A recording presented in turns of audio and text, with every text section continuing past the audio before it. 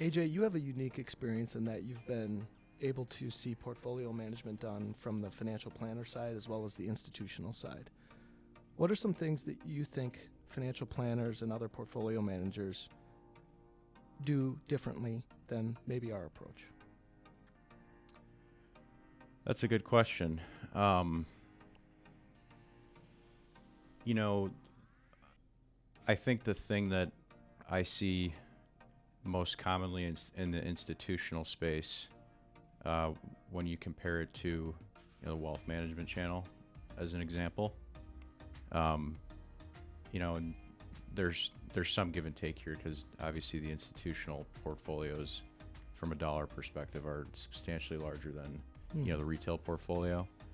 But you see it's just my personal view on it. I think you see a lot of unnecessary diversification, and to me, it leads to dilution. If you have a 5 or a 10% allocation to private credit, as an example, in your institutional portfolio, that might be done through 16 or 18 different managers, and I guess it's my personal opinion. I'm not sure that you need that many cooks in the kitchen, managing it that way.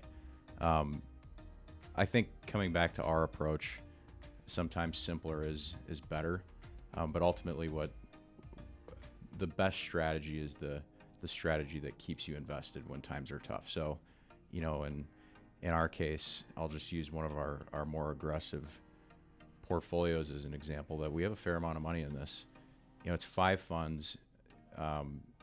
We have a rule internally that at any point in time, no less than 50% of the portfolio is going to deviate from just broad U.S. indexes. So right now it's actually at 60%, between the S&P 500 and the NASDAQ 100. It's cheap, it's low cost, tried and true, and it's very tough to outperform on a long-term strategic basis.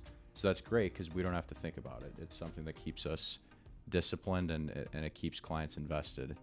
That other 40%, that's where, if we have a certain sector or industry group that we're excited about. Right now it's semiconductors, and it has been for a while. We'll look for a good passive access vehicle to that. So we've used SMH for a handful of years. And another handful of areas that we're excited about that we don't prefer to be passive. This is something that we'd like to delegate to a manager that has a track record of generating alpha. Small caps and international stocks, that's not something that we think we should take a passive approach to. But point being, it's 5 funds, it's simple. We have a rule that keeps us from crossing any lines or doing anything too exotic. But it's still well diversified. I mean, you get really good index exposure, and then you get a little flavor into some other things that you're trying to allocate to, and I think that's very different from how big institutional managers do it. There's 10,000 securities in those portfolios at times, and I'm just not sure what that necessarily accomplishes, especially at that expense ratio scale. So in short, by us choosing to manage our clients' money at a local level versus outsourcing it to a third-party asset manager, we're able to understand their story, keep them invested, and really help them understand why their money is invested the way it is. I think that's a really good way to put it. Yep.